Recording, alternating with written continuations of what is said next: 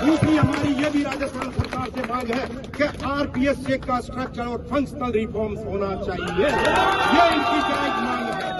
तो इन सब चीजों के लिए प्रदेश गौरव सेनानी एसोसिएशन फर्स्ट दिन से इनके साथ थे और आज हम इसी वजह से यहाँ आए हैं इन बच्चों का मोरल बढ़ाने के लिए कि सरकार या तो इनकी बात सुने, नहीं तो अगर हमें भी रोड पे आना पड़ा तो प्रदेश गौरव सेनानी एसोसिएशन के पीछे नहीं हटेगी। मुझे ध्यान है, मुझे इन वेटरन का जो राजवीर यहाँ बैठा है या ये और बहनें और भाई बच्चे यहाँ बैठे हैं, इनके स्वास्थ्य का हमें पूरी तरह से संजीदगी से मैं ये बात कहना चाहता हूँ कि सरकार को इन बच्चों को इतना मौका देना ही नहीं चाहिए था।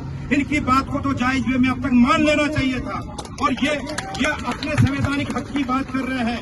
एक डेमोक्रेटिक कंट्री में अगर सही ढंग से गांधीवादी तरीके से ये अपनी बात कहना चाह रहे हैं तो इससे बढ़िया और तरीका क्या हो सकता है।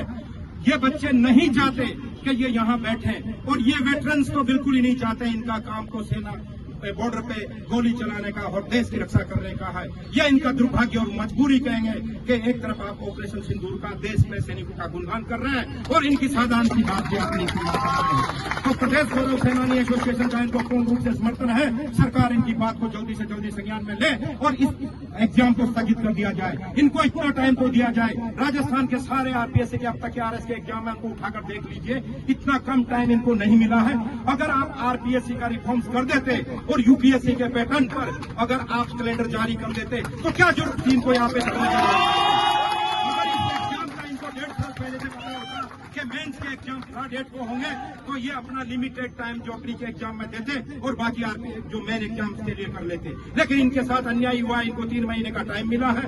तो सरकार इस बात को बिल्कुल मतलब धैर्य से इनकी बात सुने और सरकार की ये प्राइम ड्यूटी भी बनती है कि वो इनकी बात को सुने और इस एग्जाम को स्थगित किया जाए। मैं इतना ही कहना चाहता हूँ। जय हिंद।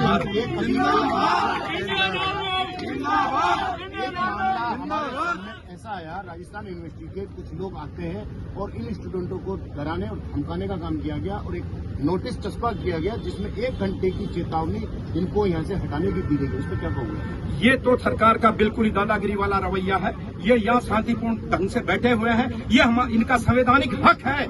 ये अपनी मांग संवैधानिक हक के मुताबिक मांग सकते हैं। उसमें ये क्या गुनाह कर रहे हैं? नहीं, इन्होंने तोड़फोड़ की है। ये यहाँ पर बैठे हैं। इनको कोई डराया धमकाया अगर जाता है, कोई भी संस्था ऐसा करती है, वो तो संविधान के खिलाफ है और हमारे संवैधानिक अधिकारों का हनन है।